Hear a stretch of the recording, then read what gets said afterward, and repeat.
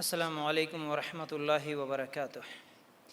ان الحمد للہ نحمده ونستعینه ونستغفره ونؤمن به ونتوکل علیہ ونعوذ باللہ من شرور انفسنا ومن سیئات اعمالنا من يهده الله فلا مضل له ومن يضلل فلا هادي له واشهد ان لا اله الا الله وحده لا شريك له واشهد ان محمدا عبده ورسوله اما بعد فإن خير الحديث كتاب الله وخير الهدي هدي محمد صلى الله عليه وسلم وشر الأمور محدثاتها وكل محدثة بدعة وكل بدعة ضلالة وكل ضلالة في النار.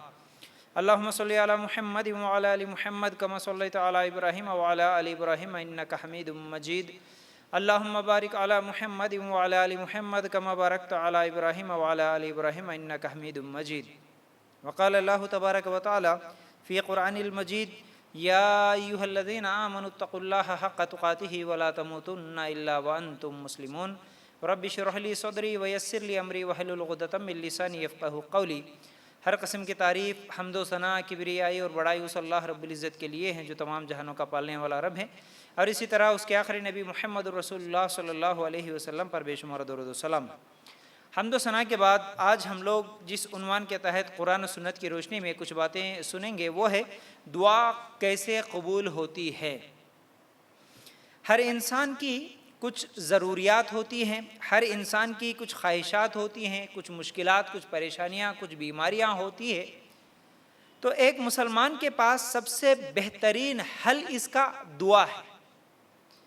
ایک مسلمان، اس کے لیے دنیا کا ہر راستہ اگر بند ہو جائے، اس کے دوست بھی اسے چھوڑ کے چلے جائے، اس کے رشتہ دار بھی اس سے منہ موڑ لے اور کوئی اس کا ساتھ نہ دے، لیکن ایک مسلمان کا ہمیشہ ایک سہارا اور ایک دروازہ کھلا رہتا ہے، وہ ہے اللہ تعالیٰ کا سہارا.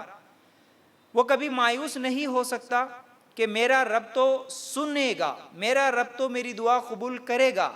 چاہے دنیا والے کتنے بھی مجھ سے دور بھاگیں، میں کسی کے سامنے نہ سنا سکوں، لیکن میں میرے رب کے سامنے سنا سکتا ہوں. اس کا ایک سہارا جو ہمیشہ ہوتا ہے وہ ہے اللہ تعالیٰ سے دعا کرنا. اور تمام عبادتوں میں دعا ہی ایک ایسی عبادت ہے جس کے لیے نہ کوئی وقت مقرر ہے، نہ کوئی جگہ ہے، اور نہ کوئی اس کے لیے دوسری پابندیاں ہیں، بلکہ وہ کہیں بھی رہے، کسی بھی حالت میں رہے، پاک رہے، ناپاک رہے، کسی بھی جنگل میں رہے، وضو سے رہے یا بغیر وضو کے رہے، نماز پڑھ کے یا بغیر نماز کے، ہر حالت میں، ہر وقت میں، رات کے اندھیرے میں، دن کے اجالے میں، جہاں بھی رہے وہیں سے وہ دعا کرتا ہے. دعا کے لیے کوئی پابندی نہیں ہے. جب بھی اس کو مشکل آتی ہے وہ فوراً اللہ تعالیٰ سے دعا کر سکتا ہے. لیکن دعا کا مطلب صرف یہ نہیں ہے. اکثر لوگ یہ سمجھتے ہیں کہ دعا محض اپنی ضروریات کو پورا کرنے کا ایک ذریعہ ہے سمجھتے ہیں، اور ضرورت پڑی تو دعا کر لیتے ہیں، ضرورت نہیں پڑی تو دعا نہیں کرتے. ایسے ہی لوگ جب ان کو ضرورت ہوتی ہے تو ہاتھ اٹھا کے دعا کرتے ہیں، اور اگر وہ دعا پوری نہیں ہوتی ہے تو مایوس ہو جاتے ہیں، پھر اللہ تعالیٰ سے گلے شکوے کرنے لگ جاتے ہیں. لیکن دعا صرف اپنی ضروریات پوری کرنے کا ذریعہ نہیں ہے، بلکہ دعا خود ایک عبادت ہے. دعا خود ایک عبادت ہے. اللہ کے رسول صلی اللہ علیہ وسلم نے فرمایا کہ دعا عبادت ہے. ٹھیک ہے. پھر اسی طرح اگر ہم لوگ دیکھیں گے تو اللہ کے رسول صلی اللہ علیہ وسلم نے کیا فرمایا کہ جب بندہ دعا کرتا ہے تو دعا اس کی اللہ تعالیٰ چاہے تو فوراً قبول کر لیتا ہے، اس کی دعا فوراً قبول ہو جاتی ہے. یا پھر اگر فوراً قبول نہیں ہوئی تو اللہ تعالیٰ اس دعا کے ذریعے سے آنے والی مصیبتوں کو دور کر دیتا ہے. اور اگر آنے والی مصیبتیں بھی دور نہیں ہوئی تو اللہ تعالیٰ اس دعا کو آخرت میں اس کا بدلہ دے گا. جو دنیا میں اس کی دعا قبول نہیں ہوئی اس کا بدلہ اللہ تعالیٰ آخرت میں دے گا. مسند احمد کی یہ روایت ہے. اس سے کیا معلوم ہوا کہ انسان جب دعا کرتا ہے تو اس کی دعا خالی نہیں جاتی. دعا عبادت ہے. ہم سمجھتے ہیں کہ نہیں، دعا میری ضرورت پورا کرنے کا ذریعہ ہے، میں دعا کیا میری دعا فوراً قبول ہونا، یہ انسان سمجھتا ہے، لیکن ایسا نہیں ہے۔ اگر اللہ چاہے تو فوراً قبول کر دیتا، اگر قبول نہیں ہوئی تو پتہ نہیں ہماری تقدیر میں وہ کون سی مصیبتیں لکھی ہوئی ہوں گی، وہ کون سی بیماریاں، وہ پریشانیاں جو آنے والی ہوں گی۔ اللہ تعالیٰ اس دعا کے ذریعے سے جو ابھی قبول نہیں ہوئی، اللہ تعالیٰ آنے والی ان مصیبتوں کو، آنے والی ان پریشانیوں کو دور کر دیتے ہیں۔ اگر آنے والی پریشانیاں بھی دور نہیں ہوئی تو پھر قیامت کے دن اللہ تعالیٰ یہ تمام دعا جو دنیا میں اس نے کیا تھا، اس کی دعا کو پھر نیکیوں کی شکل میں دے گا کل قیامت کے دن۔ اللہ میں اتنی نیکیاں تو نہیں کرا، یہ سب چیزیں کہاں سے آگے؟ جب بندہ سوال کرے گا تو اللہ تعالیٰ کہے گا یہ تیری دعا تھی جو دنیا میں قبول نہیں ہوئی، اس کا بدلہ ہے یہ نیکیاں۔ تو بہرحال دعا اگر ہم مانگتے ہیں تو دعا کبھی بھی خالی نہیں جاتی، اس چیز کو یاد رکھیں۔ اب اللہ کے رسول صلی اللہ علیہ وسلم کی ایک حدیث جو کہ ترمذی میں ہے، اللہ کے رسول صلی اللہ علیہ وسلم نے فرمایا حالت جیسی بھی ہو دعا فائدہ ہی دیتی ہے۔ کیسی بھی حالت ہم دعا کرتے ہیں تو دعا فائدہ ہی دینے والی ہے، دعا سے کوئی نقصان نہیں ہونے والا، جیسا کہ ابھی ہم دوسری حدیث سے سنے۔ پھر اسی طرح اللہ کے رسول صلی اللہ علیہ وسلم فرماتے ہیں، ترمذی میں یہ حدیث موجود ہے، جو دعا نہیں کرتا اللہ اس سے ناراض ہوتا ہے۔ دیکھیے، دعا نہیں کرے تو اللہ ناراض ہوتا، دعا کرنے سے اللہ ناراض نہیں ہوتا۔ یاد رکھو، ہم کتنی بھی دعا کریں اللہ تعالیٰ اتنا راضی ہوتا ہے، اتنا خوش ہوتا ہے۔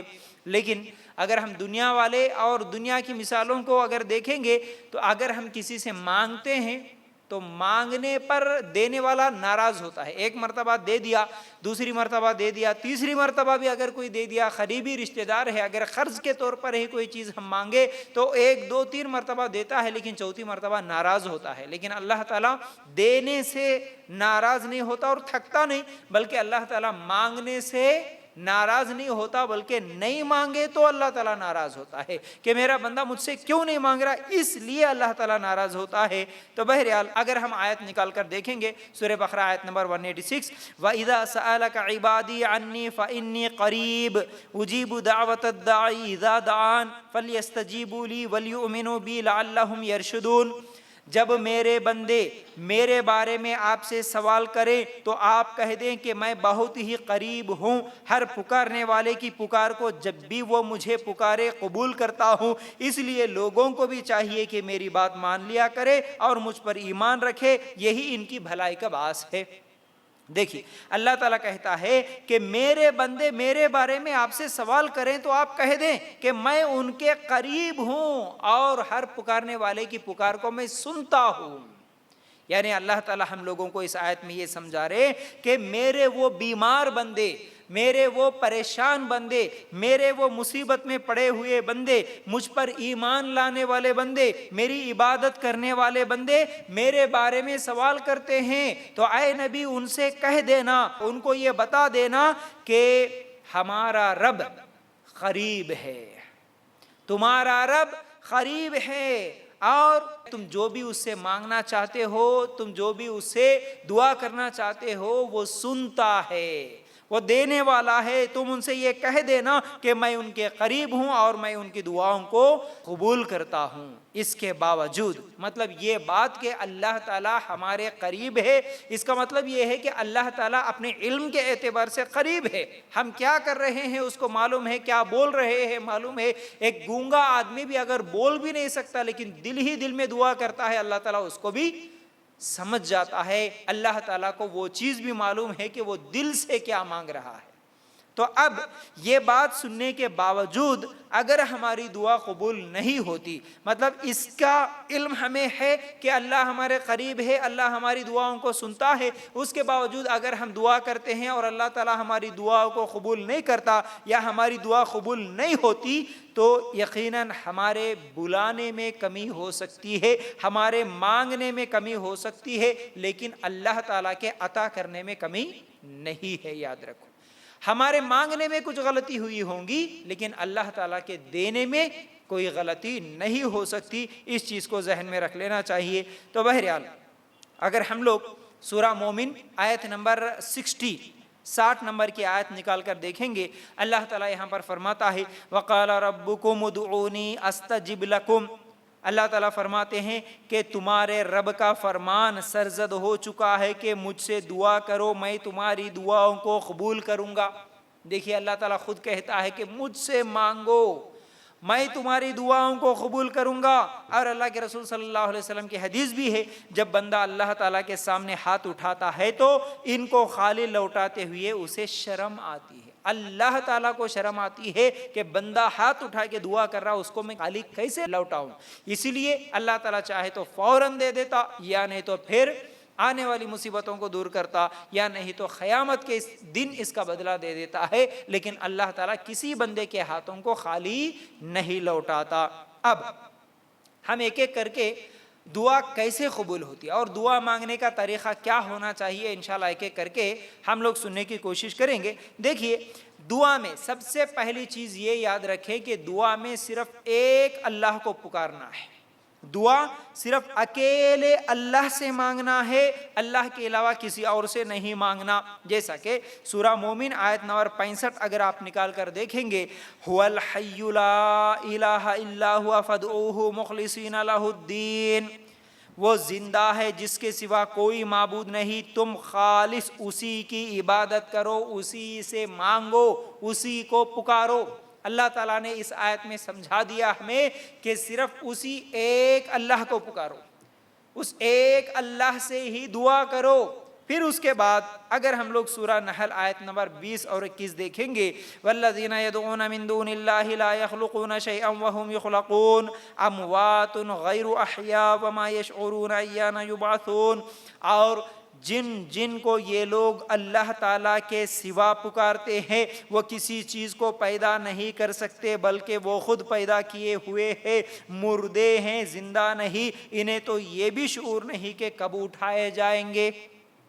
اب دیکھیے ایک اور آیت بھی سن لیں، اس کے بعد انشاءاللہ میں سمجھانے کی کوشش کروں گا۔ سورہ اعراف آیت نمبر 197 نکال کر دیکھیں گے تو اللہ تعالیٰ فرماتا ہے، والذین تدعون من دونہ لا یستطیعون نصرکم ولا انفسہم ینصرون، اور تم جن لوگوں کی اللہ کو چھوڑ کر عبادت کرتے ہو وہ تمہاری کچھ مدد نہیں کر سکتے، نہ وہ اپنی مدد کر سکتے ہیں۔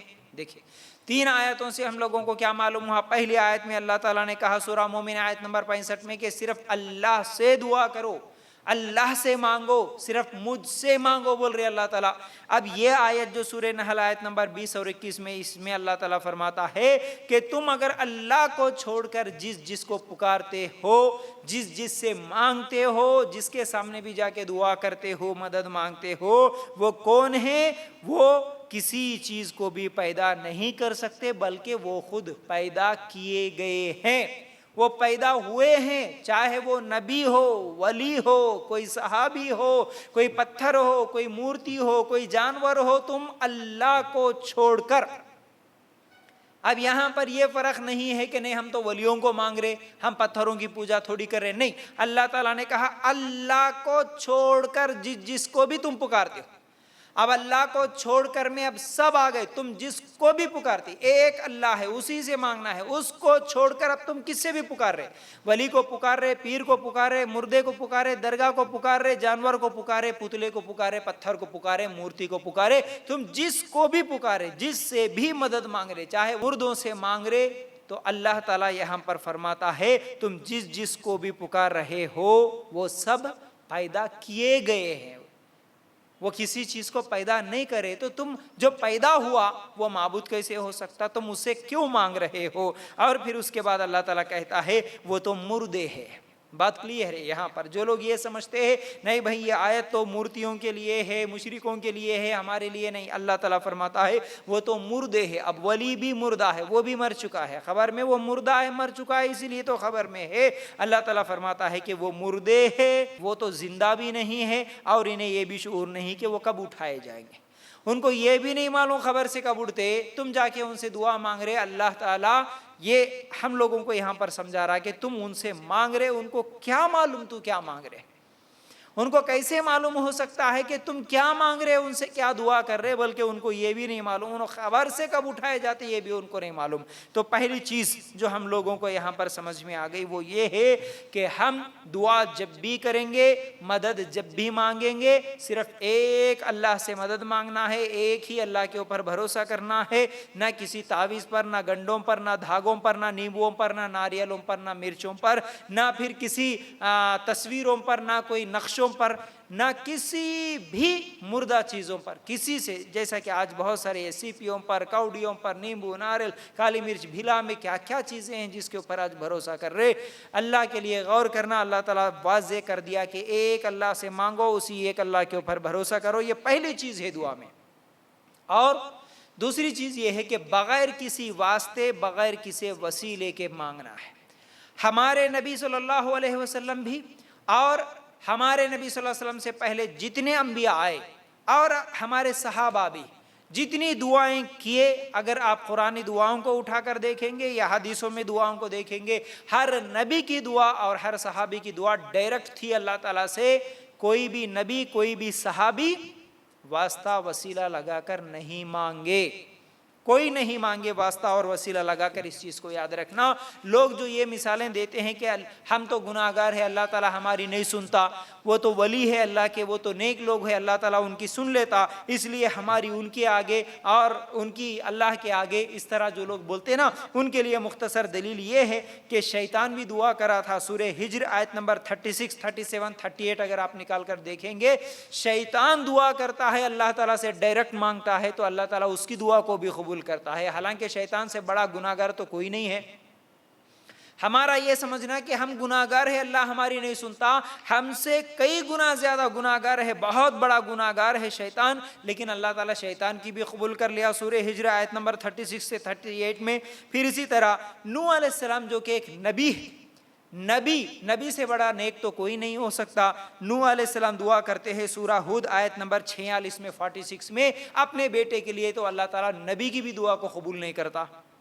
پھر اسی طرح صحیح بخاری روایت ہے، ابراہیم علیہ السلام اپنے باپ کے لیے دعا کرتے تو اللہ تعالیٰ اپنے باپ کے لیے جو ابراہیم علیہ السلام دعا کرے اس کو بھی قبول نہیں کرتا۔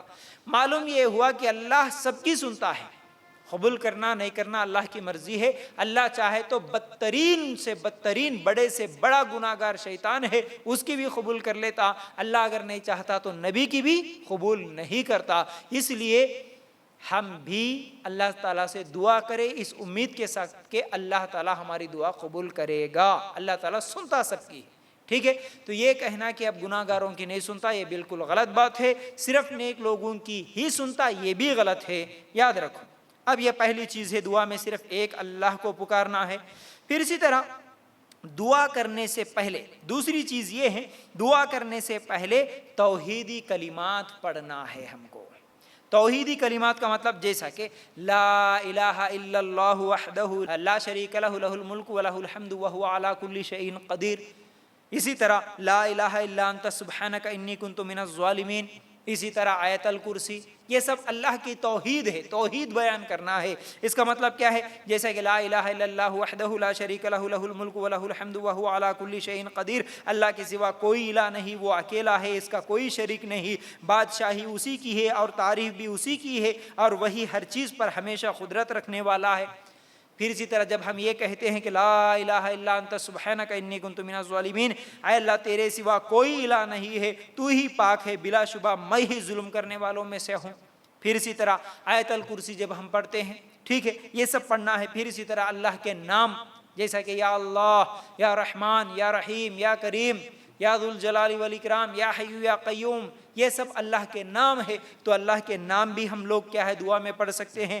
پھر اسی طرح اس کے بعد درود پڑھیں، اللہم صلی علی، اللہم بارک علی، یہ درود پڑھیں۔ پھر اس کے بعد ہم اپنے گناہوں کا اعتراف کریں، اے اللہ میں بہت بڑا گناہ گار ہوں، اے اللہ مجھ سے خطائیں ہوئی، اللہ مجھ سے گناہ ہوئے، اللہ میرے گناہوں کو معاف کر، ٹھیک ہے۔ اس طرح اپنے گناہوں کا اعتراف کرنا اور ندامت اور شرمندگی سے اللہ نہیں معلوم تھا، اللہ بھول چک ہو گئی، اللہ میں بہت سارے گناہ کر لیا. اس طرح ایک ندامت اور شرمندگی سے اپنے گناہوں کا اعتراف کرتے ہوئے اللہ تعالیٰ کے سامنے اپنے گناہوں کو قبول کر لینا ہے، اعتراف کر لینا ہے.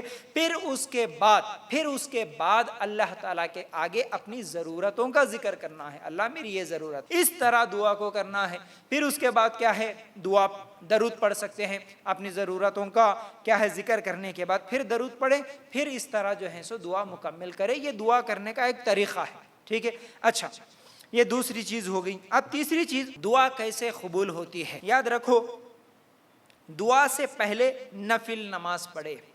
دعا اگر ہماری قبول کرانا چاہتے ہیں، دعا سے پہلے نفل نمازیں پڑھے. جیسا کہ ابراہیم علیہ السلام کا واقعہ ہم لوگ بار بار سنتے ہیں. ابراہیم علیہ السلام سارہ علیہ السلام کو لے کر جب جا رہے تھے، راستے میں ایک بادشاہ جو بری نظر سے دیکھا اور سارہ علیہ السلام کو بلایا اور ان کے ساتھ بری نیت رکھ کر ان کو کیا ہے ان کی طرف آگے بڑھا. تو سارہ علیہ السلام نے کیا کیا، ابراہیم علیہ السلام کی بیوی 2 رکعت نفل نماز پڑھتی ہے.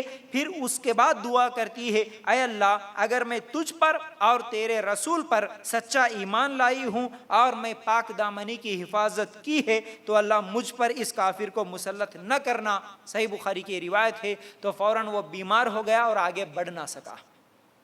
تو اس سے کیا معلوم ہوا کہ اگر ہماری دعائیں ہم قبول کروانا چاہتے ہیں تو یہ بھی ایک طریقہ ہے. مطلب ہمیشہ یہی طریقہ ہے، یہ نہیں بول رہا ہوں میں، یہ بھی ایک طریقہ ہے کہ آپ نفل نمازیں پڑھیں پھر اس کے بعد اللہ تعالیٰ سے دعا کریں.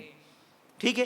اسی طرح چوتھی چیز کیا ہے، پورے یقین کے ساتھ دعا کرنا ہے. یقین کے ساتھ کا مطلب اللہ کے رسول صلی اللہ علیہ وسلم فرماتے ہیں جب کوئی دعا کرے تو پورے یقین کے ساتھ دعا کرے، یعنی میری دعا اللہ تعالیٰ ضرور سنے گا، ضرور قبول کرے گا. صحیح بخاری کی روایت ہے. اس طرح یقین کے ساتھ ہم لوگ دعا کریں.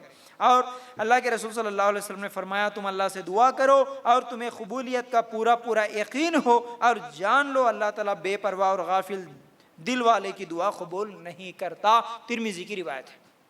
ہاتھ تو اٹھا دیے، بے پرواہ لاپرواہ، کیا مانگ رہے ہم کو نہیں معلوم، کوئی اور مانگ رہے تو ہم پیچھے آمین آمین آمین بولتے چلے جا رہے، ادھر دیکھ رہے ادھر دیکھ رہے، کیا پڑھے کیا مانگے معلوم نہیں ہے. اور کئی لوگوں کو تو ایک روٹین میں جو دعا یاد ہوتی ہے وہی دعا کرتے جاتے، اللہ میرے گناہ معاف کر، اللہ میرے کو پریشانی سے دور کر، اللہ میرے کو تکلیف میں دور کر، ادھر دیکھتے ادھر دیکھتے، پھر وہ روٹین وہ یاد ہو گئی، وہ جو رٹا مار لیے سو دعا ہے وہی چلتے رہتی ہے. ایسا نہیں ہونا. دعا پورے یقین کے ساتھ، پورے توجہ کے ساتھ ہم لوگ اللہ تعالیٰ سے دعا کریں گے تو انشاءاللہ اللہ تعالیٰ ہماری دعاؤں کو قبول کرے گا. جیسا کہ اگر ہم ہمارے سلف کے واقعات دیکھیں گے تو عطا رحمت اللہ علیہ کہتے ہیں کہ جب بندہ 3 مرتبہ یا رب یا رب یا رب اگر کہتا ہے تو اللہ تعالیٰ اس کی طرف لازم نظر کرم کرتا ہے، اللہ تعالیٰ اس کی دعا کو قبول کر لیتا ہے. یعنی جیسے کہ میں ابھی اس سے پہلے بھی بتایا کہ ہم اللہ تعالیٰ کے ناموں کو لے، بار بار دعاؤں میں ہم لوگ یہ مانگے یا اللہ یا اللہ یا اللہ کہے، یا پھر یا رب یا رب، یہ اللہ کے صفتی نام ہے. پھر اسی طرح یا حی یا قیوم، یہ سب اللہ کے نام ہیں. تو اسی طرح یہ عطا رحمت اللہ علیہ کہتے ہیں کہ جو بندہ یہ کہتا ہے یا رب یا رب یا رب 3 مرتبہ کہتا ہے تو اللہ تعالیٰ اس کی دعا کو قبول کر لیتا ہے. اب ایک شخص جب یہ بات سنا، پھر سننے کے بعد حسن بصری رحمت اللہ علیہ کے پاس آتا ہے اور کہتا ہے دیکھو عطا رحمت اللہ علیہ تو یہ کہتے ہیں کہ وہ 3 مرتبہ بندہ یا رب کہنے سے اللہ اس کی دعا کو قبول کر لیتا ہے، تو آپ کی کیا رائے ہے، آپ کیا کہتے ہیں، کیا یہ بات سچ ہے؟ تو حسن بصری رحمت اللہ علیہ کہتے ہیں کہ ہاں یہ بات 100% صحیح ہے. اور ہمارے سلف جو تھے، محدثین جو تھے، قرآن و سنت کو ماننے والے، اپنی مرضی سے کوئی بات نہیں بولتے تھے کہ بھائی بغیر دلیل کے میرے کو یہ خواب آیا، یہ صحیح ہے یہ غلط ہے، آپ ایسا کرو ویسا کرو، نہیں، ہر بات پہ دلیل دیتے تھے. تو سلف کی باتوں میں جو قرآن و سنت کی بات ماننے والے، قرآن و سنت کے مطابق عمل کرنے والے، اور جو پیری مریدی کرنے والے، ان کے باتوں میں زمین آسمان کا فرق یہ ہوتا ہے، سلف ہر بات پہ دلیل دیتے قرآن و سنت کی، اور یہ جو لوگ ہوتے ہیں پیری مریدی کرنے والے، ہاں بھائی یہ صحیح ہے، ہمارے استاد سے ہم سنے، ہمارے پیر صاحب خواب میں آ کے یہ بولے میرے کو خواب ہوا، میرے کو یہ ہوا، ایسا کرو ویسا کرو، نہیں، ہر بات کے پیچھے دلیل ہونا. تو دیکھیں اب یہاں پر حسن بصری رحمت اللہ علیہ دلیل میں کیا کہتے ہیں، کیونکہ اگر تم سورہ آل عمران پڑھتے، سورہ آل عمران کی آخری رکوع اگر آپ پڑھتے، بندہ 3 مرتبہ ربنا ربنا ربنا کہتا ہے۔ کون سا؟ آخری رکوع میں دیکھیے وہ دعا کہاں ہے، جیسا کہ سورہ آل عمران آیت نمبر 192 سے 193 194 195 اگر آپ نکال کر دیکھیں گے، اللہ تعالیٰ وہاں پر کیا کہتا ہے؟ بندے کی ایک دعا سکھایا، بندے کے لیے ہمارے لیے ایک دعا سکھایا اللہ تعالیٰ۔ یہاں پر کیا دعا ہے؟ ربنا انک من تدخل النار فقد اخزیتہ وما للظالمین من انصار ربنا اننا سمعنا منادیا ینادی للایمان ان آمنوا بربکم فآمنا ربنا فاغفر لنا ذنوبنا وکفر عنا سیئاتنا وتوفنا مع الابرار ربنا وآتنا ما وعدتنا علی رسلک ولا تخزنا یوم القیامہ انک لا تخلف المیعاد۔ دیکھیے یہاں پر دعا میں بندہ ربنا ربنا ربنا 3 مرتبہ کہتا ہے، پھر اس کے بعد اللہ تعالیٰ جواب میں کہتا ہے سورہ آل عمران کی آیت نمبر 195 میں فاستجاب لہم، ان کے رب نے ان کی دعا قبول کی۔ تو مطلب کیا ہوا؟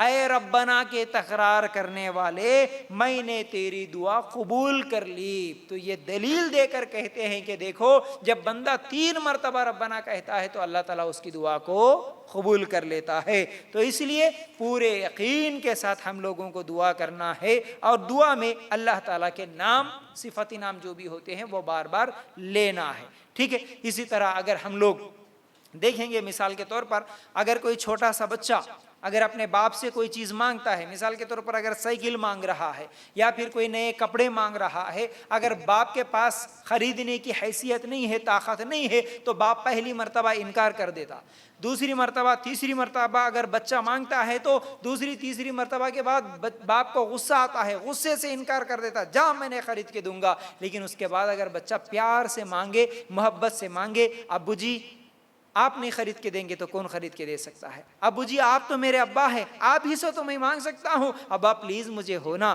ابا پلیز میرے کو یہ چاہیے، ابا پلیز میں آپ سے میں مانگ رہا ہوں نا، میں آپ کے علاوہ کسی سے نہیں مانگ سکتا نا، ابا دلائیے نا پلیز پلیز۔ اگر اس طرح بار بار مانگے وہ، تو اگر باپ کے پاس نہیں بھی ہوتا، کسی اور کے پاس سے قرض لیتا، لیکن اپنے بچے کو وہ چیز دلا دیتا۔ تو اسی طرح ہم لوگوں کو مانگنا ہے اللہ سے، اے اللہ اے اللہ، اے میرے رب اے میرے رب، اس طرح بار بار مانگو اللہ تعالیٰ سے، پورے یقین سے مانگو اللہ تعالیٰ سے، اللہ تعالیٰ بھی ضرور دے گا۔ پھر اسی طرح کیا ہے؟ 5ویں چیز، دعا کیسے کرنا ہے؟ چھپ چھپ کے اور شوق اور خوف سے بھی دعا کرنا ہے۔ کیسے؟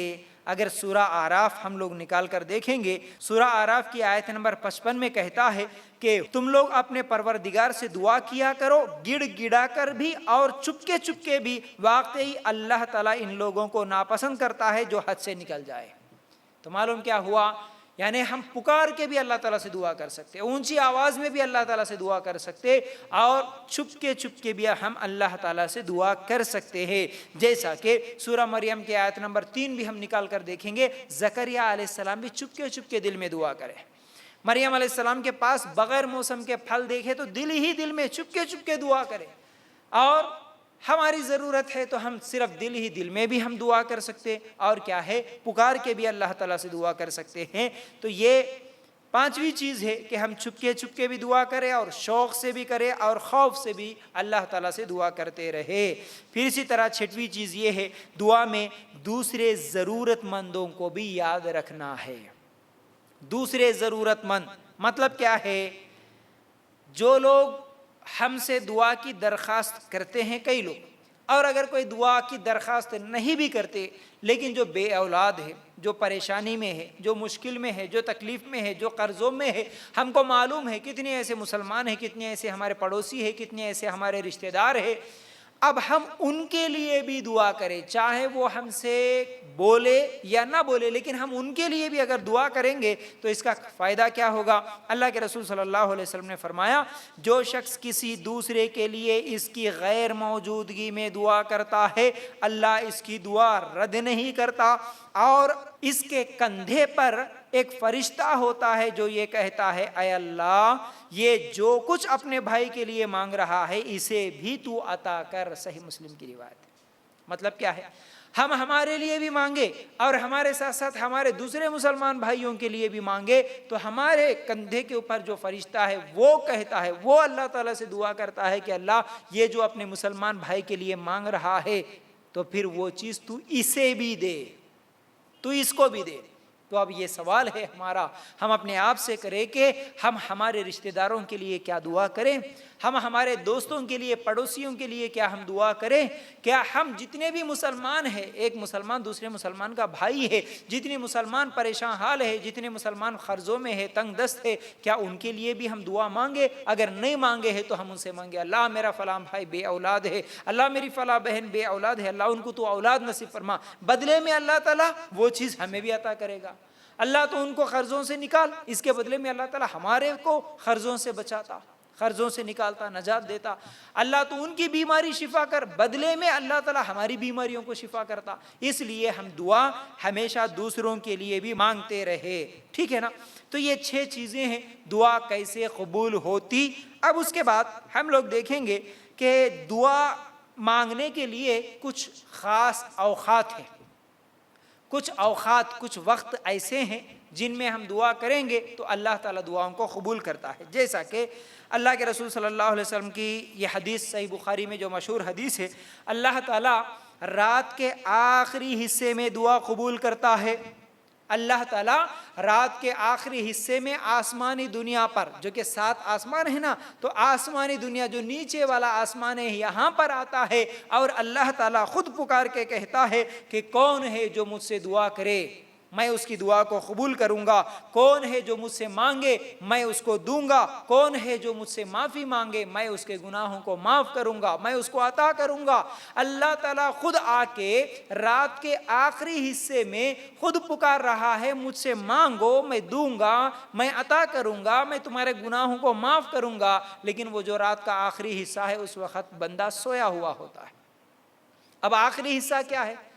آخری حصہ اگر ہم لوگ رات کے 3 حصے کر لیں، مثال کے طور پر بہت سارے لوگ سوال کرتے ہیں یہ رات کا آخری حصہ کیا ہے اور تہجد کی نماز کا وقت کیا ہے، ہم کب دعا کریں؟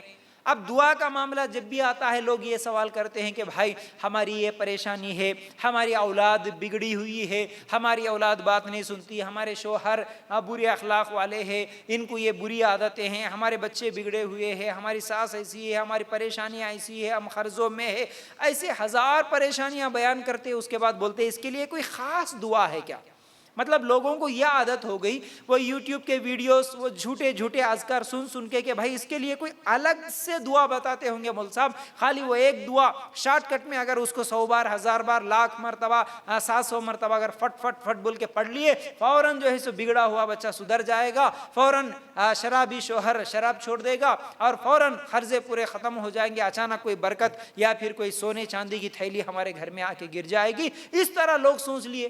کوئی خاص دعا بتاؤ مول صاحب، کچھ خاص دعا دکھاؤ ہم لوگوں کو، فوراً وہ دعا پڑھتے وہ اذکار پڑھتے ہمارے کو وہ کیا ہے سدھر جانا یا وہ مل جانا، وہ ہم لوگوں کی خواہش پوری ہو جانا۔ اس طرح لوگوں کی عادت ہے۔ یاد رکھو، رشتے نہیں آ رہے بول کے بہت سارے لوگ سوال، خاص دعا ہے کیا؟ کچھ تو بھی بتاؤ، ہم وہ پڑھتے نہیں۔ یاد رکھو، یہ رشتے نہیں آنے کی دعا، یہ بال لمبے ہونے کی دعا، یہ گورے ہونے کی دعا، یہ بگڑے ہوئے بچوں کو سدھارنے کی دعا، یہ جھوٹے دعا ہے۔ جھوٹے لوگ جھوٹی باتیں بولتے ہیں، ان کے دھوکے میں مت آنا۔ آپ کے لیے سب سے بہترین طریقہ یہ ہے، اللہ تعالیٰ خود آ کے بول رہا، ہر دن آ رہا، ہر رات آ رہا، پہلے آسمان پہ اللہ خود بول رہا کہ میں قبول کروں گا، مانگو مجھ سے۔ اب اس سے بڑھ کر اور کون سے مولانا کے کون سے اذکار ہونا تمہارے کو، اور کون سی دعا ہونا؟ اللہ خود بول رہا ہے کہ مجھ سے مانگو، اب مانگو، اب میں دوں گا۔ ہم فجر کی نماز بھی نہیں پڑھ کے ہم لوگ سوئے ہوئے رہتے ہیں، تہجد کہاں پڑھے؟ رات کے آخری حصے میں مانگو بول رہا اللہ تعالیٰ۔ یہ حدیث صحیح بخاری میں ہے، اللہ تعالیٰ خود بول رہا ہے کہ مانگو مجھ سے۔ اب کیسے مانگنا، کب مانگنا؟ اب اس کا وقت بھی بتا دیتا ہوں۔ دیکھیے مثال کے طور پر اگر 6 بجے مغرب ہے اور اگر صبح 6 بجے تک اگر 12 گھنٹے ہم لوگ لے لیں، یہ رات کا حصہ اگر لے لیں تو اس کے 3 حصے کر لو، 6 سے 6 12 ہو گئے۔ آپ 12 میں 3 حصے کریں گے تو کتنا ہوگا بھائی؟ 4 ہوگا، ٹھیک ہے؟ 4 12 گھنٹے ہو گئے۔ تو پہلے 4 گھنٹے نکال دو، 6 سے 4 گھنٹے اگر ملائیں گے تو 10، پھر اس کے بعد 4 گھنٹے نکال دو، کیا ہوا؟ 12 2 اب 2 بجے سے لے کر جو 6 بجے کا آخری 4 گھنٹے ہے یہ رات کا آخری حصہ ہے. تو کبھی بھی ہو رات کے آخری حصے میں اگر رات کے 3 حصے کریں گے اس میں جو آخری حصہ ہے اب 2 بجے سے لے کر آپ 6 بجے تک صبح کے مثال دے رہا ہوں میں. تو اس طرح آخری حصے کو معلوم کرنا, پھر جب اٹھ کے اللہ تعالیٰ سے دعا کرنا ہے.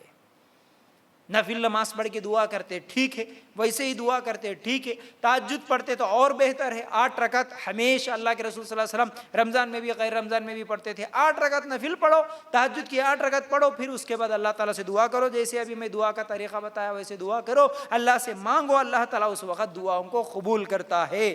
تو دعا قبول ہونے کا بہترین وقت رات کا آخری حصہ ہے. ٹھیک ہے, اب رمضان کا مہینہ ہے, الحمدللہ صبح 3 بجے اٹھ رہے ہیں, ہم لوگ جاگتے ہیں سحری کے لیے. اب یہ بھی رات کا آخری حصہ ہی ہے. فجر شروع ہونے کے لیے 1-2 گھنٹے باقی ہے. بہترین حصہ ہے رات کا, یہ بہترین وقت ہے. جیسے ہی سحری کے لیے جاگے فوراً پھر کیا ہے اٹھے, آپ تو سحری کر لو یا بغیر سحری کے ہی, اگر 2 رکعت یا 4 رکعت یا 6 رکعت یا 8 رکعت آپ کی مرضی, جتنا پڑھنا ہے اتنی نماز پڑھ لے کے پھر اس کے بعد دعا کرو.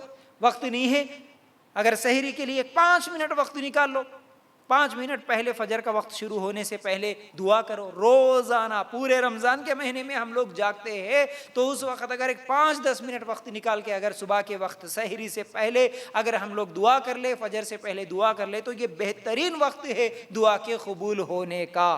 ٹھیک ہے, تو بہرحال دوسری چیز کیا ہے, اوقات کون کون سے وقتوں میں دعا قبول ہوتی ہے ہماری. دوسرا وقت یہ ہے کہ اذان اور اقامت کے درمیان, ترمذی کی روایت ہے, اذان ہوئی فوراً دعا کرنا شروع کریں. آج ہماری حالت یہ ہے, مسلمان اکثر مسجدوں میں جاتے ہیں کب, جب نماز شروع ہوتی ہے تب جاتے ہیں. جو لوگ نماز پڑھنے والے ہیں جماعت کے ساتھ وہ بھی نماز شروع ہونے کے بعد جاتے ہیں, یہ نہیں تو نماز ہو جانے کے بعد چلے جاتے ہیں. نہیں, دعا اگر کروانا ہے اذان سے پہلے اگر ہم لوگ مسجد میں گئے, جیسے ہی مؤذن اذان دے دیا, اذان مکمل ہو گئی, فوراً اگر ہم دعا کریں. اذان اور اقامت کے درمیان ہر مسجد میں کم از کم 10-15-20 منٹ کا وقت ہوتا ہے. اگر اس وقت سنتیں پڑھنا ہے تو سنت پڑھ لے, پھر اس کے بعد اذان کے بعد ہم لوگ دعائیں کریں. اگر اس وقت ہم دعا کریں تو اللہ تعالی ہماری دعاؤں کو قبول کرتا ہے. ٹھیک ہے, پھر اسی طرح تیسری چیز یہ ہے کہ دعا کب قبول ہوتی ہے. دعا سجدے کی حالت میں, اللہ کے رسول صلی اللہ علیہ وسلم فرماتے ہیں سجدے کی حالت میں بندہ رب کے قریب ہوتا, اس لیے تم کثرت سے دعا کرو اس وقت. صحیح مسلم کی یہ روایت ہے. تو کیا کرنا ہے سجدے کی حالت میں, نفل نمازیں پڑھے تو نفل نمازوں میں جب ہم سجدہ کرتے ہیں تو لمبا سجدہ کرے. آج یہ طریقہ نہیں معلوم اکثر مسلمانوں کو, سجدے میں صرف سبحان ربی الاعلیٰ 3 مرتبہ بولے اور سر اٹھا دیے, یہ اکثر لوگوں کو معلوم ہے. لیکن نہیں, نفل نمازوں میں ہم اردو زبان میں بھی دعا کر سکتے ہیں. آپ نفل نماز پڑھ رہے 3 مرتبہ سبحان ربی الاعلیٰ بولے اور بھی سجدے کی تسبیح کچھ تو بھی ہے وہ پڑھے, پھر اس کے بعد جب دعائیں کرو سجدے کی حالت میں, سجدہ کیے ہوئے اسی حالت میں اللہ سے مانگو, اللہ سے گڑ گڑا کے مانگو. اللہ تعالیٰ اس وقت بھی قبول کرتا دعا, کیونکہ بندہ سجدے کی حالت میں اللہ کے بہت قریب ہوتا ہے بولے ہمارے نبی صلی اللہ علیہ وسلم. اس لیے سجدے کی حالت میں فرض نمازوں میں مگر اردو میں دعائیں نہیں کر سکتے, لیکن نفل نمازوں میں ہم کو جتنی عربی میں یاد ہے وہ دعائیں بھی مانگے, اور جو عربی میں یاد نہیں ہے اگر اردو میں بھی, اردو زبان میں بھی اگر ہم مانگنا چاہ رہے تو نفل نماز پڑھتے ہوئے سجدے کی حالت میں ہم دعا کر سکتے ہیں. ٹھیک ہے, پھر اسی طرح جمعہ کے دن ایک گھڑی ایسی ہوتی ہے اللہ تعالیٰ اس وقت بھی دعا کو رد نہیں کر سکتا. صحیح بخاری کی روایت. تو کیا کرنا ہے جمعہ کے دن, اب وہ کون سی گھڑی ہے کون سا وقت ہے اللہ کے رسول صلی اللہ علیہ وسلم نہیں بتائے, لیکن ہم لوگوں کو کرنا یہ چاہیے کہ ہم جمعہ کے دن بھی زیادہ سے زیادہ دعائیں کریں, کبھی بھی ہو سکتا ہے. ٹھیک ہے, تو جمعہ کے دن بھی دعائیں کریں. پھر اسی طرح میدان جنگ میں اللہ کے رسول صلی اللہ علیہ وسلم نے فرمایا میدان جنگ میں بھی اللہ تعالیٰ دعا قبول کرتا ہے, ابو داؤد کی روایت ہے. پھر اسی طرح حاکم کی روایت ہے بارش کے وقت بھی اللہ تعالیٰ دعا قبول کرتا ہے. پھر اسی طرح ابن ماجہ کی روایت ہے زمزم کا پانی پیتے وقت بھی بندہ جو دعا کرتا ہے اللہ تعالیٰ اس کو بھی قبول کر لیتا ہے. تو یہ دعا قبول ہونے کے کچھ اوقات ہیں. ٹھیک ہے, ان وقتوں میں ہمیں زیادہ سے زیادہ دعا کرنا چاہیے. اب اسی طرح دعا قبول ہوتی ہیں کن لوگوں کی.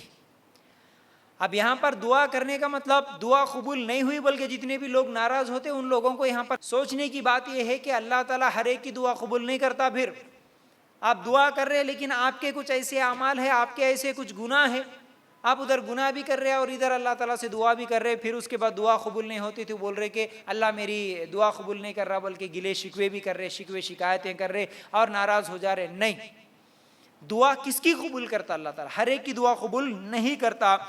کس کی قبول کرتا وہ پہلے دیکھیں گے، اور کس کی قبول نہیں کرتا پھر وہ بھی دیکھیں گے. اللہ کے رسول صلی اللہ علیہ وسلم نے فرمایا 3 آدمیوں کی اللہ تعالیٰ دعا قبول کرتا.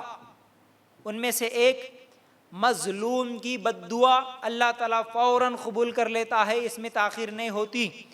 مظلوم کی دعا میں اور اللہ تعالیٰ کے درمیان کوئی پردہ نہیں رہتا، پھر اللہ تعالیٰ ڈائریکٹ اس دعا کو فوراً قبول کر لیتا ہے. مظلوم کون؟ جس کے اوپر ظلم کیا گیا. اب وہ ظلم چاہے گھر والوں کا ہوا ہو، میاں بیوی کا ایک دوسرے کے اوپر ہوا ہو، ساس بہو کا ایک دوسرے کے اوپر ہوا ہو، سگے بھائیوں کا بہنوں کا ہوا ہو، یا پڑوسیوں کا ہوا ہو، یا پھر کوئی طاقتور آدمی کا، کسی کا بھی اگر کوئی بھی کسی غریب کے اوپر، کمزور کے اوپر کوئی بھی کسی بھی طرح کا اگر ظلم کرتا ہے، چاہے وہ مارا یا کسی کا زمین قبضہ کر لیا، کسی کے پیسے لوٹ لیا، کسی کا ناحق قتل کر دیا، کسی کا حق تھا وہ نہیں دیا، چھین لیا، چوری کر لیا، کچھ بھی کرا، ظلم اگر کوئی کسی کے اوپر کرتا ہے تو وہ کمزور آدمی جو تم سے بدلہ تو نہیں لے سکتا، لیکن اگر وہ اللہ کے سامنے ہاتھ اٹھا کے تمہارے خلاف اگر بد دعا کرا، اللہ تعالیٰ اس کی بد دعا کو فوراً قبول کر لیتا. یاد رکھو. کوئی طاقتور یہ سوچیں کہ اس دنیا میں ارے میرا تو کوئی مقابلہ نہیں کر سکتا، میں جس کے ساتھ چاہوں جیسے چاہیں ظلم کروں، تم کر سکتے ہو، تمہارے پاس یہاں پر طاقت ہے. لیکن وہ مظلوم اگر بد دعا کر دیا اور اللہ تعالیٰ اس کی بد دعا کو قبول کر لیا تو پھر تم کو دنیا میں ہی اس کی سزا ملے گی. اگر دنیا میں اگر بچ بھی گئے، آخرت میں تو نہیں بچ سکتے. اس چیز کو یاد رکھو. ہو سکتا ہے آپ اس کی بد دعا لگنے کے بعد چاہے تم 5 سال 10 سال 20 سال کبھی بھی اس دنیا میں مست رہ سکتے ہو. تم سمجھتے ہو کہ میں کس کے بھی اوپر ظلم کر لیا لیکن میں تو خوش ہوں نا، میرے پاس تو کروڑوں کا مال آ رہا نا. لیکن ایک دن آئے گا، اس دن رو گے، اس دن تڑپو گے. اللہ تعالیٰ اس کی بد دعا جب سن لے گا، قبول کر لے گا تو پھر بہت بہت بہت زیادہ پریشانی میں، بہت زیادہ تکلیف میں مبتلا کرتا ہے. وہ کیسی بھی سزا مل سکتی ہے ہم کو دنیا میں، وہ بیماریوں کی شکل میں ہو سکتا ہے یا پھر وہ کسی اور شکل میں ہو سکتا ہے. اس لیے مظلوم کی بد دعا سے بچنا ہے. تو پہلی چیز اللہ کے رسول صلی اللہ علیہ وسلم نے فرمایا 3 آدمیوں کی دعا اللہ تعالیٰ رد نہیں کرتا، اس میں سے ایک مظلوم، پھر اسی طرح دوسرا مسافر. ہم سفر کر رہے ہیں، سفر میں اگر ہم دعا کریں گے تو اللہ تعالیٰ اس کی دعا کو بھی قبول کر لیتا ہے. لیکن افسوس یہ ہے کہ ہم سفر کر رہے، ہم جا رہے کہیں پر، ٹرین میں جا رہے، بس میں جا رہے، لمبا لمبا سفر کر رہے، اس وقت ہم لوگ گانے سنتے ہوئے گاڑیوں میں، موج مستی کرتے ہوئے، ہنسی مذاق کر لیتے ہوئے، بے پردگی کے ساتھ، شریعت کے خلاف اعمال کرتے ہوئے، نمازوں کو چھوڑتے ہوئے ہم چلے جاتے ہیں. لیکن اگر سفر میں بھی ہے، ہم نمازوں کی پابندی بھی کرتے ہیں، اور اس وقت اگر ہم اللہ تعالیٰ سے دعا بھی کرتے ہیں تو سفر میں اللہ تعالیٰ دعا کو قبول کرتا. پھر اسی طرح باپ کی اپنے بیٹے کے یا اپنے بچوں کے حق میں اللہ تعالیٰ دعا قبول کرتا. ابن ماجہ کی روایت ہے. اس لیے باپ کو چاہیے کہ وہ ہمیشہ، ماں باپ ہمیشہ اپنے بچوں کے حق میں دعائیں کرتے رہے. ماں باپ کبھی بچوں کے لیے بد دعائیں نہ کرے، ہمیشہ ان کے اخلاق کے تعلق سے، ان کے دین کے تعلق سے ہمیشہ اپنے بچوں کے خاطر دعائیں کرتے رہنا. ٹھیک ہے. لیکن اکثر یہ دیکھا جاتا ہے کہ بچوں کو ہمیشہ بد دعائیں دیتی ہوئی نظر آتی ہے ماں، یا نہیں تو دادیاں یا نانیاں. ہمیشہ یہ بچہ ایسا ہے، یہ بچہ ایسا ہے، یہ بچہ ستاتا ہے، یہ بچہ ضدی ہے، اس کو ایسی موت آ جائے، نعوذ باللہ، ایسے گندی حرکتیں، گندی باتیں. ہر بات پہ بچہ تھوڑا سا بھی ستایا، تھوڑا سا بھی رویا تو اس کے لیے بد دعائیں دیتے رہتے. یہ بہت بڑی غلطی ہے. یاد رکھو ایسا نہ ہو، بلکہ بچوں کے لیے ہمیشہ دعائیں کرتے رہیں. ٹھیک ہے. اچھا، ابن ماجہ کی روایت ہے، اللہ کے رسول صلی اللہ علیہ وسلم نے فرمایا جہاد کرنے والے کی اور حج اور عمرہ کرنے والے کی دعا کو بھی اللہ تعالیٰ قبول کرتا ہے. تو جو بھی حج کرتے ہیں یا عمرہ کے لیے جاتے ہیں، زیادہ سے زیادہ دعائیں کریں، اللہ تعالیٰ ان کی دعا کو بھی قبول کر لیتا ہے. پھر اسی طرح بیہقی کی روایت ہے، روزے دار کی دعا بھی اللہ تعالیٰ قبول کرتا ہے. یہ رمضان کا مہینہ ہے الحمدللہ. لیکن کب قبول کرتا؟ روزے دار کی افطار کی وقت کی دعا اللہ تعالیٰ رد نہیں کرتا. تو افطاری سے پہلے وقت ملا، رمضان کا مہینہ بابرکت مہینہ الحمدللہ بھی گزر رہا ہے، تو افطاری سے پہلے دعائیں کریں. لیکن عام طور پر اکثر مسلمانوں کو دیکھا جاتا ہے افطاری سے پہلے صرف کھانے کی تیاریاں کرنا، پکانے کی تیاریاں کرنا، پھر اسی طرح مرد ہے تو بازار میں جانا، برابر اذان کا وقت بھی ہوتا ہے، انہیں جا کے یہ دکان پہ ہریس لیا، وہ دکان پہ جا کے مرچیاں پکوڑیاں لیا، یہ دکان پہ جا کے فروٹ لیا، اس میں بزی رہتا. ادھر مرد بازار میں ہے، ادھر عورت پکانے میں ہے، ادھر انہوں کچن میں ہے. اور اگر کوئی پہلے پہنچ بھی گیا تو انہیں خالی وہاں پر بیٹھ کے سجانے میں، انہوں کیا لائے انہوں کیا لائے، دیکھنے میں کھانے میں پہلے سے سوچ کے رکھ لیتا. لیکن غلط ہے یہ طریقہ. نہیں، افطاری کی اگر تیاری کرنا ہے کم از کم ایک 10-15 منٹ پوری تیاری کر لو، اس کے بعد بیٹھ کے اللہ تعالیٰ سے دعا کرو. افطاری سے پہلے اگر ہم لوگ دعائیں کریں گے اللہ تعالیٰ اس دعا کو بھی قبول کر لیتا ہے. پھر اسی طرح مریض کی، بیمار کی دعا اللہ تعالیٰ قبول کرتا ہے. بیہقی کی یہ روایت ہے. یعنی اگر کوئی بیمار ہو گیا، ہاسپٹل میں شریک ہو گیا، پھر اس وقت اگر بیڈ پہ ہیں، اگر اس کا آپریشن ہوا یا ایکسیڈنٹ ہوا یا بخار آئی، کچھ بھی ہوا، اگر وہ مریض ہے، وہ بیماری میں مبتلا ہے، تو وہ شکوے شکایتیں نہ کرے، بلکہ رونا دھونا چھوڑ کر جب وہ بیمار ہوتا ہے اللہ تعالیٰ سے دعا کرے.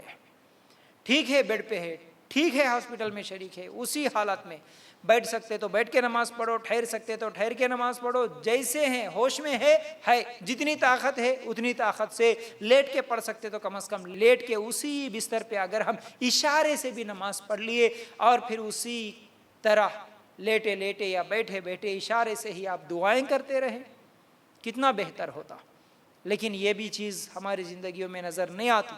جتنے بیمار ہوتے ان کے پاس تو ہمیشہ رشتہ دار آئے گئے، ان کو چائے پلائے، ان کو کھانا کھلائے، انہوں فروٹ لائے، انہوں ڈبل روٹی لائے، انہوں بچی آئے، ان کے بچوں کو دیکھے، ان کے بچوں کو دیکھے. ہمیشہ وہ کیا بھئی وہ ہاسپٹل میں بھی شریک ہو کے انہیں ایک شادی میں گئے جیسا رہتا. یہ طریقہ ہے کیا؟ نہیں. رشتہ داروں کو دیکھنے ملنے کا ٹھیک ہے بھئی، مریض بیمار پرسی کے لیے آئے، آ کے انہوں دعائیں دے کے گئے اور انہوں بھی دعا کرے، الحمدللہ اچھی بات ہے.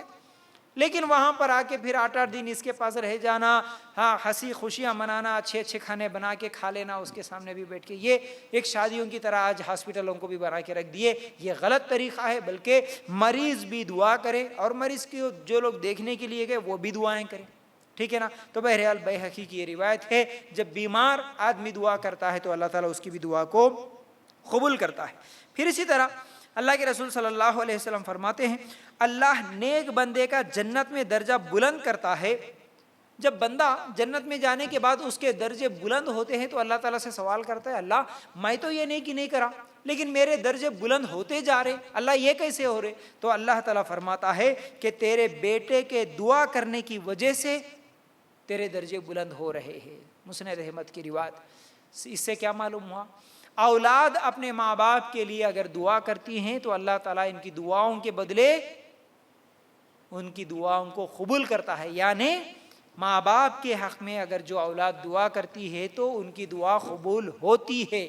اس لیے جتنے بھی لوگوں کے ماں یا باپ کا انتقال ہوا اور اگر وہ توحید پرست تھے ان کے لیے دعائیں کرتے رہے، بدلے میں اللہ تعالیٰ ان کے جو گناہ ہے اللہ تعالیٰ ان کے گناہوں کو معاف کرے گا اور ان کے درجے بلند کرتے رہے گا. پھر اللہ تعالیٰ ان کو جنت میں نعمتیں دے گا، خوشیاں دے گا. اس لیے صرف کسی کے ماں باپ کے انتقال کے بعد 8 دن ہو گیا، 7 دن ہو گیا تو وہ 40واں ہو گیا تو 40واں 10واں کر لینا، پھر ایک 8 دن 10 دن یا 1 مہینہ رو لینا، پھر اس کے بعد ہر سال وہ برسی کر لے کے کچھ تو بھی کھانا کھلا دے کے. یا رمضان کا مہینہ آیا تو بہت سارے لوگ سوال کرتے رمضان کا مہینہ آیا کہ ہم لوگ پرانے کپڑے یا نہیں تو نئے کپڑے خرید کے دے سکتے کیا، صدقہ کر سکتے کیا، خالی رمضان آیا تو ایک لنگی ایک بنین ایک توال خیرات کر دینا، یہ طریقہ نہیں ہے. یاد رکھو اکثر لوگوں کو یہ رسم کی طرح بن گیا، رواج بن گیا. رمضان کا مہینہ آتے گئے بازار میں سستے کپڑے خرید کے لے کے آئے، کچھ تو بھی لے کے آ کے بانٹ دیے، خیرات کر دیا اور سمجھے کہ ہمارے ماں باپ کا حق ادا ہو گیا. نہیں، بلکہ روزانہ دعا کرو نا،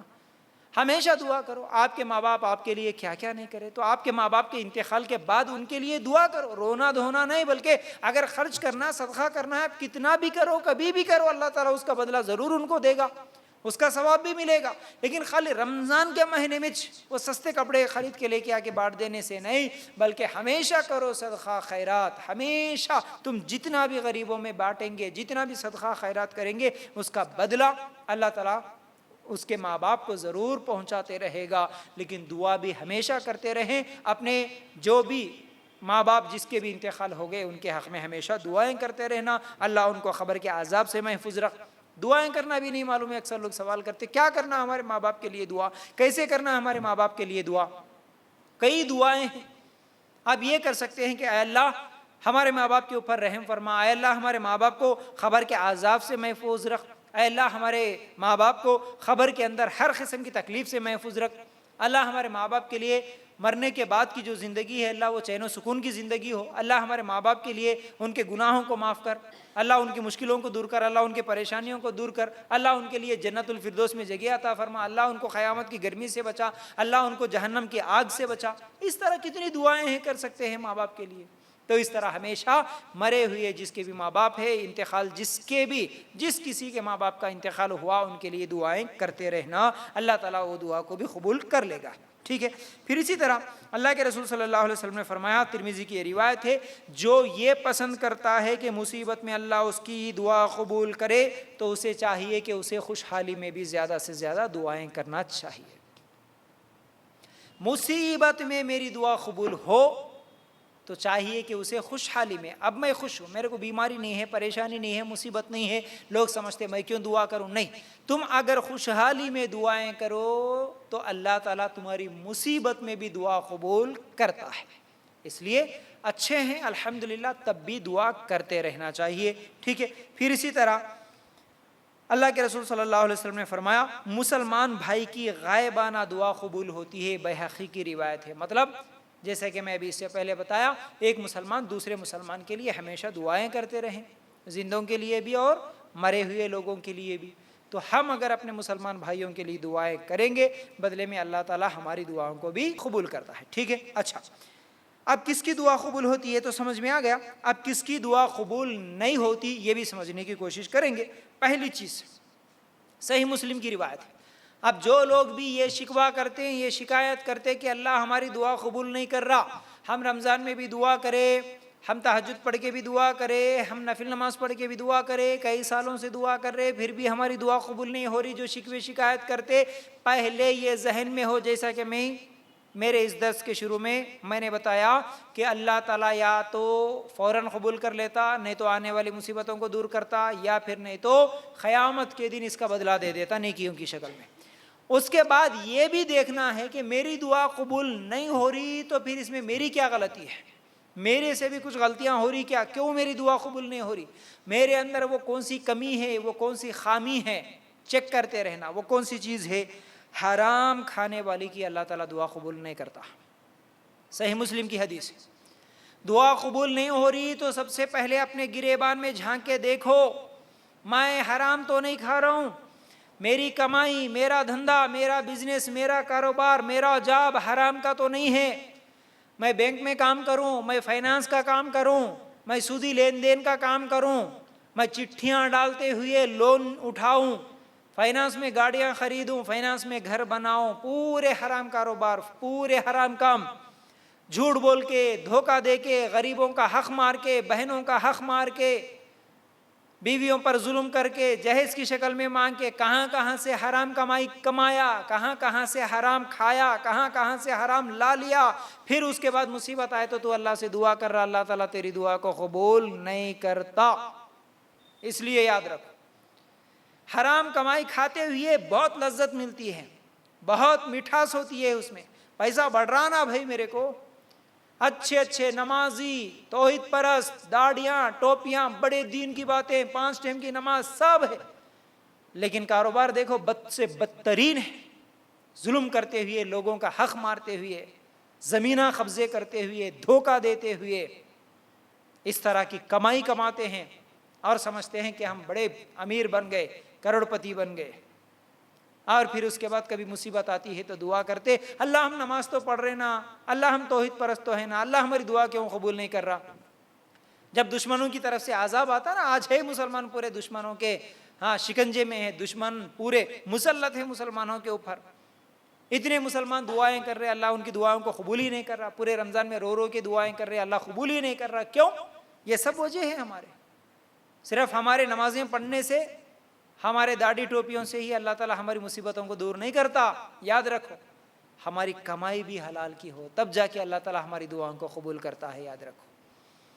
تو بہرحال حرام کھانے والے کی دعا قبول نہیں کرتا۔ اور ایک بات یہاں پر یہ بھی یاد رکھو، حرام کمائی کر رہے، دنیا میں قبول نہیں ہوئی، ٹھیک ہے کوئی بات نہیں، ایسے کچھ دن گزر جائیں گے، مر جائیں گے، بیماری ہے، پریشانی ہے، پھر بھی دعا قبول نہیں ہوئی، مر جائیں گے، کوئی بات نہیں۔ ہم یہ بھی دعا کرتے نا، اللہ میرے کو جنت الفردوس میں جگہ عطا فرما، جہنم سے بچا مجھے، اللہ مجھے قیامت کی گرمی سے بچا، اللہ میرے لیے جنت میں جگہ عطا فرما، یہ بھی دعا کرتے نا۔ اگر تم حرام کھاتے ہوئے یہ بھی دعائیں کرو، اللہ یہ بھی قبول نہ کرے تو؟ دنیا تو گزر گئی، کوئی بات نہیں، چلے گئے، 60-70 سال کی زندگی ہے، مصیبت پریشانی بیماری میں چلے گئے، لیکن تم ہمیشہ جنت مانگے مانگے مانگے، لیکن حرام کمائی تھی تمہاری، اللہ تعالیٰ یہ بھی دعا قبول نہیں کرا تو پھر جہنم میں جائیں گے، یاد رکھو۔ اس لیے حرام کمائی سے بچنا ہے، حرام کھانے سے بچنا ہے، یاد رکھو۔ اسی طرح دوسری چیز، صحیح مسلم کی روایت ہے، اللہ کے رسول صلی اللہ علیہ وسلم نے فرمایا گناہ اور خطا رحمی کی دعا قبول نہیں ہوتی۔ اگر کوئی دعا کر رہا لیکن وہ دعا گناہ کرنے کی دعا کر رہا، کیا اللہ مجھے چوری کرنے کی توفیق دے، اللہ مجھے یہ حرام کام کرنے کی توفیق دے، اس طرح اور بھی بہت سارے لوگ بہت سارے گناہ کی دعائیں کر لیتے، گناہ کی دعا کرے تو اللہ تعالیٰ قبول نہیں کرتا، اور خطا رحمی کی دعا بھی اللہ تعالیٰ قبول نہیں کرتا۔